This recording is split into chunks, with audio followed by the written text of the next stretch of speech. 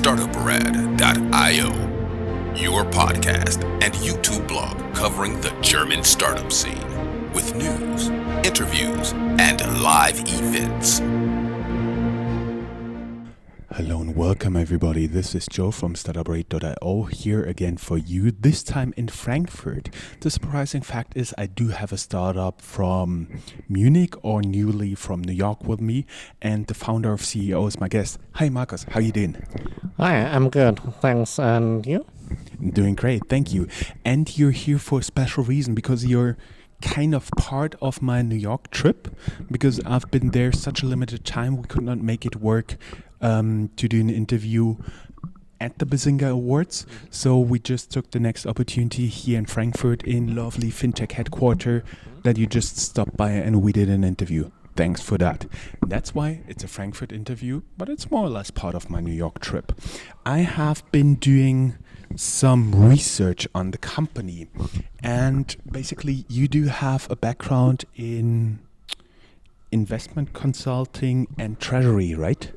Exactly, primarily treasury, but I also did a couple of investment advisory projects, and so I basically can combine both in my current job. And your current job is MountWish. Exactly, and MountWish, and I'm the founder and CEO, and I launched that company back in April 2016.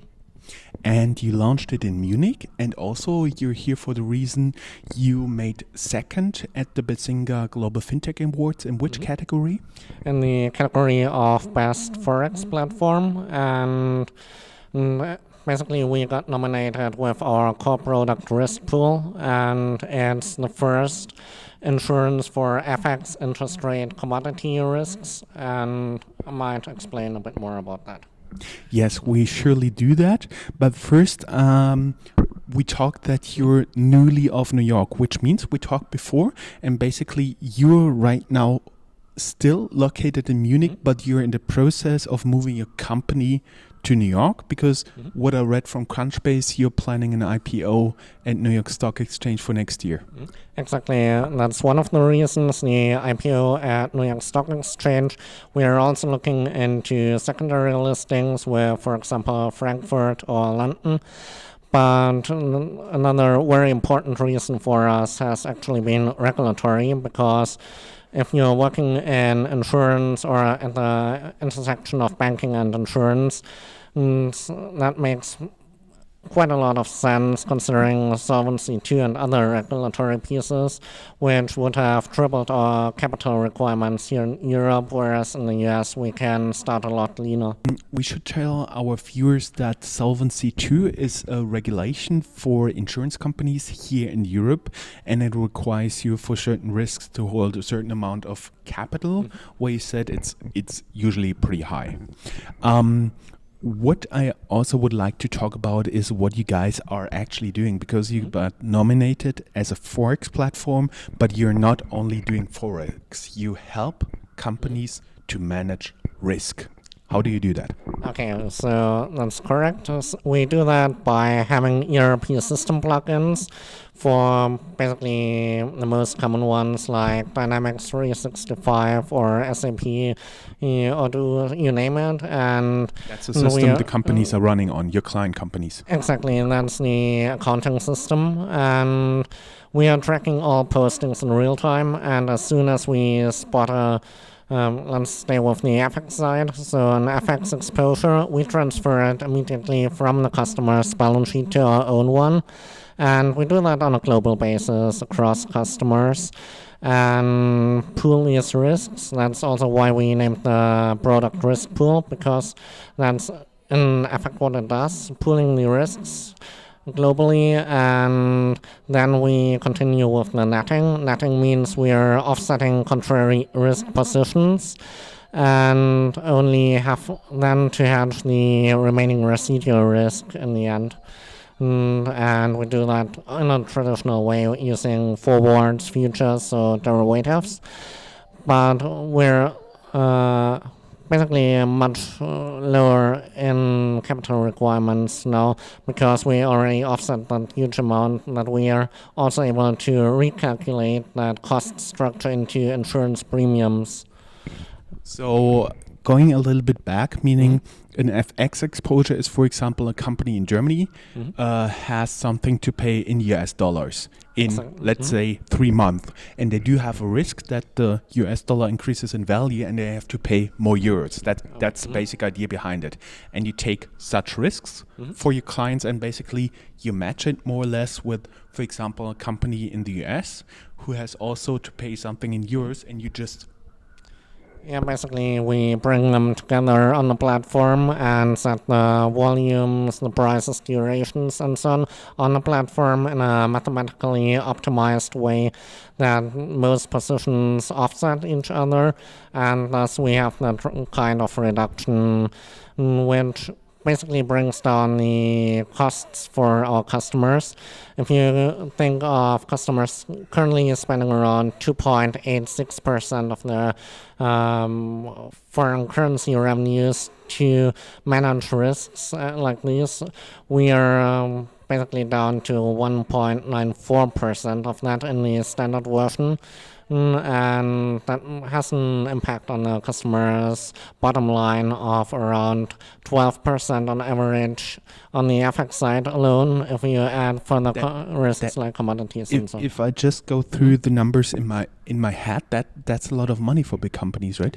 Exactly. If you take, for example, a DAX company or so with several billion in revenues, you simply have to consider that in percent you already pay a lot, and 1.94 is still a high amount, which again translates into our currently signed volume in terms of letters of interest customers gave us.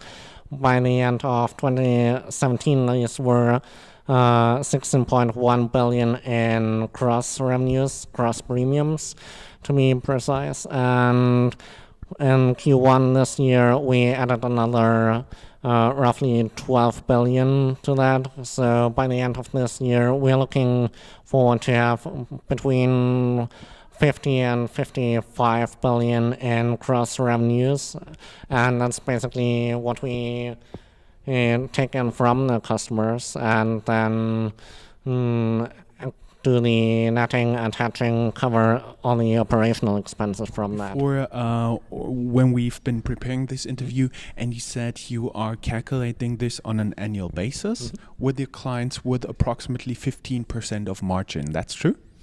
Exactly. So the 15% margin is something we take from our side because in the end the customer has the choice going the traditional route, running own treasury operations, buying derivatives, having the MiFID II reporting and everything else related to it, or going for a solution which is significantly cheaper despite the 15% margin. So usually customers agree to that.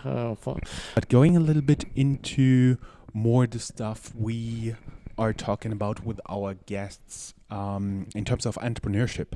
So you are right now still headquartered in Munich, but you're moving to New York due to the listing. You're somewhere in between in the process? Yeah, exactly. And we think to have finished the process by June this year. So the listing is one aspect of that. So the others are strategic reasons like proximity to strategic partners, but also, and that's one of the main drivers, the regulatory environment for insurance products and the admission of new financial services. And so there's a lot going forward for it. So, and how did it feel? How interesting was the process of relocating to the United States? You told me the first step is pretty easy, but then when you have to apply for a visa, it gets a little bit interesting.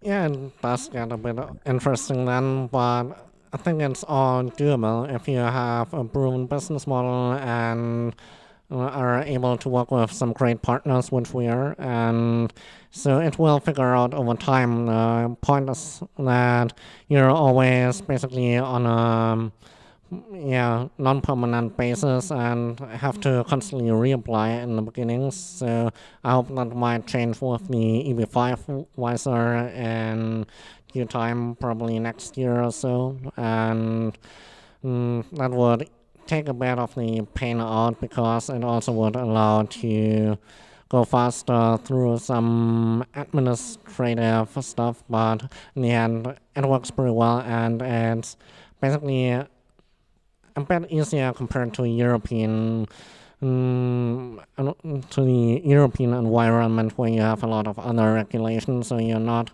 having to be concerned with visa stuff and so on, but therefore the financial services regulation, which is a bigger burden, I think. I see. And the most interesting story I found when we talked up front, there was a mixing up of accounts by the German Finanzamt, the German IRS, and they want to cash in some money from an account, and it turned out to be your private account, and you had like a multi-million overdraft on your private account. Exactly, yeah. So basically I went just for some grocery shopping. I was about to pay the invoice, and then it said, okay, account or card blocked, and I was like, okay, why is that? And on my mobile banking account, and saw, okay, 9.3 million minus 9.3 million on my private account. So I was wondering how it went through the system, but apparently the interest rates for the bank were interesting enough to let it proceed. So. And how did you solve that problem? Basically, I got a overdraft facility in place and repaid it later on via the normal corporate account, since we have already collected a lot of customer prepayments, so unearned premiums, and that wasn't the issue. And sometimes it's an issue from a regulatory perspective again, so because it's all going to the debt capital side of the balance sheet, and thus the more successful we are currently, the more we have to load up our equity on the other side and prior to going live, but yeah, we'll figure that out. And when we already talk about that, you also talked that you may be looking for a pre-IPO round in terms of venture capital. Exactly, venture capital, institutional equity. So I think it's will be a mix of both. And the reason here is we're having some corporate aspects which are still, I think, suitable for VCs and attractive to them. On the other side, considering the high amount of cross revenues which we already signed up, so 16.1 by the end of last year, 12.3 in Q1 this year, and that's up quite quickly, and with a gross margin or a 15% net profit margin of probably around 11.5% to 12%. So that's what we can say for now without having gone live for regulatory reasons again. So it's simply an amount which requires a significant investment, and so we are talking to some of the larger funds as well. At how much money you're looking for this? It's actually a bit of a wide range thing. What a surprise. Because we can have various options at hand how to structure that kind of investment, and we might opt to have a pre-IPO round with either SPV, so a special purpose vehicle, or one of our subsidiaries, and then basically switch it to shares of the holding company later on with the IPO, because that would simplify a couple of steps there. And it gives us the opportunity to postpone valuation, because if everything works according to plan, and we have had a very well-known boutique investment bank making an indicative valuation already in December last year, and they said it's approximately somewhere between 820 to 850 billion in market cap.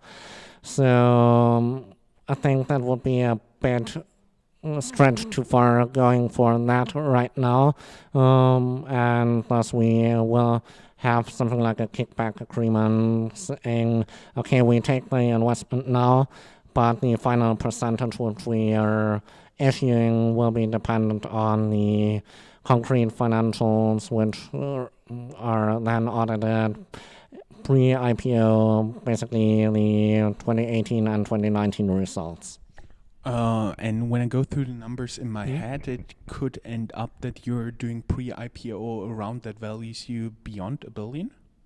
I think that will be the case for two reasons, because we need the capital for the regulatory aspects, and it's a bit more of a pro forma round, and it also would allow us to diversify the funding sources and thus basically compensate for the high amount of unearned premiums which we took in. So, and we have a couple of other complementary products which will add an interesting component, and thus it's really there to accelerate growth across the entire field of finance, while we still will stay focused on our core product risk pool. Well, good luck with that. Thank you for the interview. And everybody who would like to learn more, just go down here in the show notes, wherever you're seeing this, and you'll find a link to learn more, especially your LinkedIn profile, right? Okay, yeah, sure.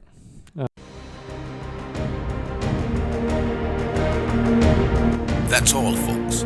Find more news, streams, events, and interviews at www.startuprad.io.